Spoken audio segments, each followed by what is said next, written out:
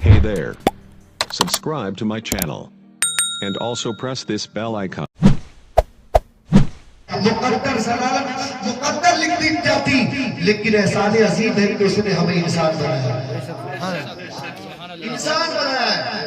हजरत बायजीद बुस्तामी एक बहुत बड़े अल्लाह के वली हैं। एक रास्ते से निकले चले जा रहे थे। ये अल्लाह के वलियों की शान होती है कि जानवर उनसे कलाम किया करते हैं, जानवर उनसे बोल लिया करते हैं।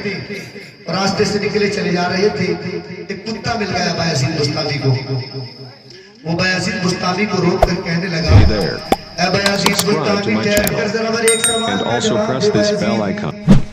मेरा सवाल ये है बायजीद, अल्लाह ने तुझे इंसान बनाया, मुझे कुत्ता बनाया, मुझे कुत्ता बनाया, तुझे इंसान बनाया। बायजीद मेरा सवाल ये है कि ऐसी कौन सी नेकी की थी तूने अल्लाह की बारगाह में जो कबूल हो गई, तुझे इंसान बना दिया? मेरा कौन सा जुर्म था, कौन सी खता थी कि अल्लाह की बारगाह में मरदूद हो गई, मुझे कुत्ता बना दिया? अल्लाह अकबर। इतना जब बायजीद बुस्तामी से कुत्ते ने कहा ना, तो तारीख बताती है बायजीद बुस्तामी के पास सवाल का जवाब नहीं था। रोने लगे बायजीद बुस्तामी, सर को पकड़ कर बैठ गए। जब सवाल का जवाब न बन सका तो कुत्ता कहने लगा, बायजीद परेशान होने की जरूरत नहीं है, मेरे सवाल का जवाब ये है, इसमें तेरा कोई कमाल नहीं है, न मेरी इसमें कोई खता है, बस अल्लाह की मशीयत ने चाह लिया तो तुझे इंसान बना दिया, और अल्लाह की मशीयत ने चाह लिया मुझे कुत्ता बना लिया। तू फख्र कर, अल्लाह का एहसान मान, उसका शुक्र कर कि उसने बगैर किसी तलब के, बगैर किसी दुआ के, बगैर किसी नेकी के, उसकी मशीयत ने चाह लिया, तेरी जात से प्यार कर लिया और इंसान बना दिया। वो चाहता तो कुछ भी बना देता, अगर कुत्ता बना देता तो तेरा मुकद्दर दर बदर की ठोकरें बन जाती है, लेकिन इंसान बनाकर उसने बहुत बड़ा एहसान फरमाया है। और इंसान बनाने के बाद में उससे बड़ा एहसान फरमाया कि उसने हमें मुसलमान बनाया है। क्या बनाया, जरा जोर से बोलो, और जरा तवज्जो करें, इंसान ने बनाया तो कैसे बनाया जानते हैं आप? पूरी कायनात को अल्लाह ने बनाया, पूरी कायनात की अल्लाह ने तकलीफ फरमाई। जितनी भी चीजों को मेरे रब ने बनाया है, सबको कुन कहकर बनाया है। क्या कहकर बनाया? कुन कहकर बनाया, यानी जमीन को बनाया, कुन कहकर बनाया, आसमान को बनाया, कुन कहकर बनाया, शजर व हजर को बनाया, कुन कहकर बनाया, शम्स व कमर को बनाया, कुन कहकर बनाया, जमादात व नबातात को बनाया, कुन कहकर बनाया, हैवानात को बनाया, कुन कहकर बनाया, पूरी दुनिया को बनाया, कुन कहकर बनाया।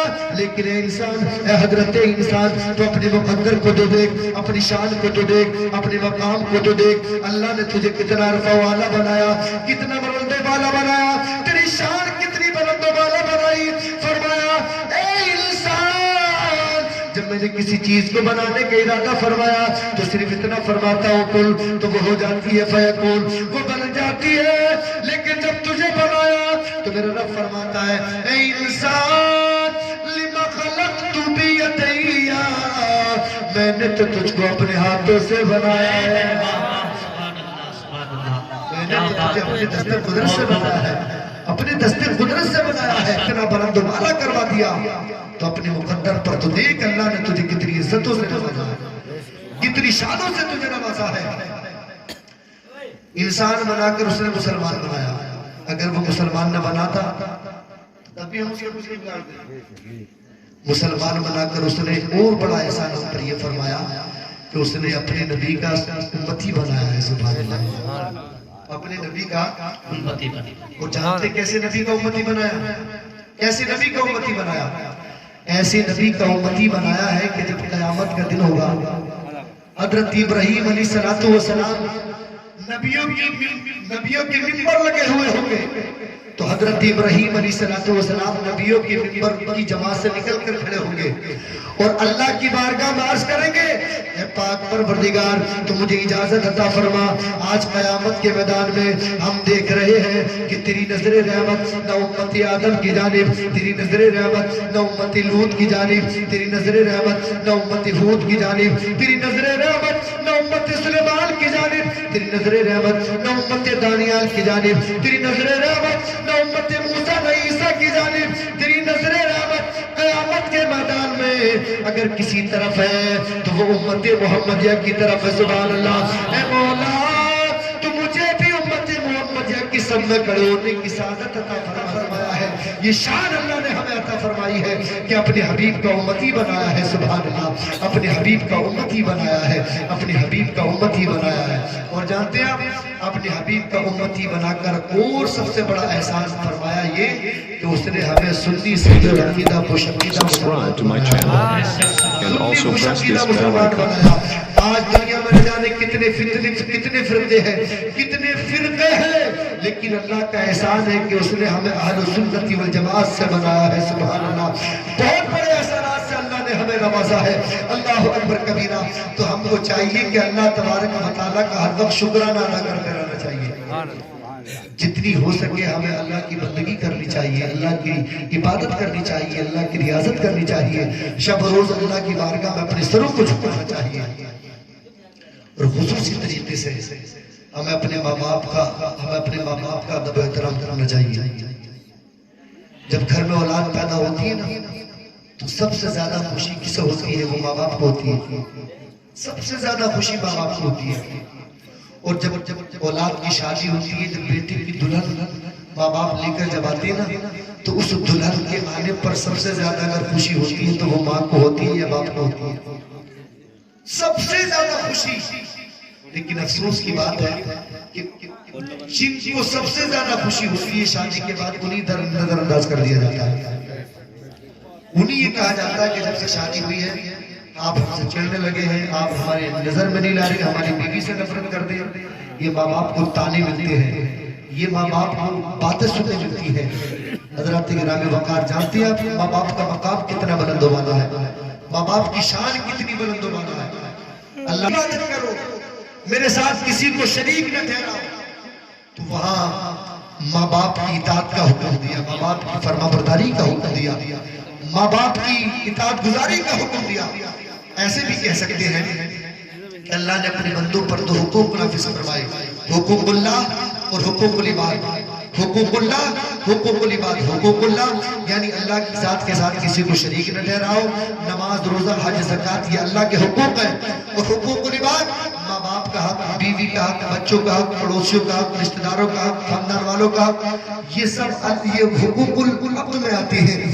لیکن جانتے ہیں آپ جہاں اللہ نے حقوق العبد اور حقوق اللہ کو ایک ساتھ ذکر فرمایا, اکٹھا کیا, تو جانتے ہیں آپ کیسے کیا؟ فرمایا اے میرے بندے وَقَضَىٰ رَبُّكَ أَلَّا تَعْبُدُوا إِلَّا إِيَّاهُ, میری ذات کے ساتھ کسی کو شریک نہ ٹھہراؤ, میری ذات کے ساتھ کسی کو شریک نہ ٹھہراؤ. یہ تو ہو گیا حقوق اللہ, میرے ساتھ کسی کو شریک نہ ٹھہراؤ.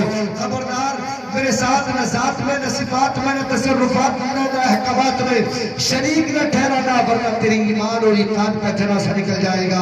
اور جب حقوق العباد کا ذکر فرمایا اسی آیت میں, تو اللہ تبارک و تعالیٰ نے نہ بیوی کا حق ذکر فرمایا, نہ بچوں کا ذکر فرمایا, نہ پڑوسیوں کا ذکر فرمایا, نہ خاندان والوں کا ذکر فرمایا. اگر کسی کا ذکر فرمایا تو فرمایا وَبِالْوَالِدَيْنِ إِحْسَانًا, ماں باپ کے ساتھ کا حسن سلوک کرو. کس کے ساتھ حسن سلوک کرو؟ ماں باپ کے ساتھ حسن سلوک کرو. یہ جب تک زندہ ہے تب بھی حسن سلوک کرو, اور انتقال ہو جائے ان کا انتقال کے بعد میں تب بھی ان کے ساتھ حسن سلوک کرو. اور قرآن کہہ رہا ہے جب یہ دونوں بوڑھے ہو جائیں, دونوں یا ایک یہ دونوں, تو پھر ان کے سامنے اونچی آواز سے کلام بھی نہ کرنا. اور قرآن تو آواز ہی نہیں بلکہ کہتا ہے لفظ اف تک بھی نہ کہنا. مفسرین فرماتے ہیں اف کسے کہتے ہیں, یعنی ان کے سامنے اتنی زور سے کپڑا بھی نہ جھاڑنا کہ کپڑے میں سے جو آواز نکلتی ہے وہ آواز بھی ان کے سامنے نکلنے نہ پائے. یہ مقام, یہ شان قرآن ماں باپ کی بیان فرما رہا ہے, یہ عزت ماں باپ کی قرآن بیان فرما رہا ہے.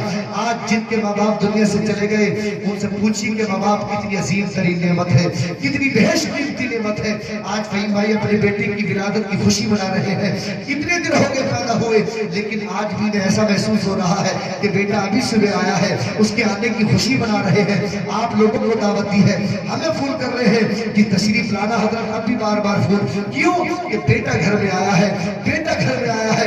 حضرات وہ ماں باپ جو بیٹے کی پیدائش Subscribe to my channel خوش ہوتے ہیں and also press this bell icon. اتنی جلدی کہ اولاد اپنے ماں باپ کو نظر انداز کرنا پڑ جاتا ہے. میں سمجھ سکتا ہوں یہ تعلیم سے دوری ہے، تعلیم سے دوری ہے، علماء سے دوری ہے، اچھی تعلیم سے دوری ہے. ورنہ یاد رکھنا میرے نبی نے تو یہ فرمایا ہے، آقا کریم نے ماں باپ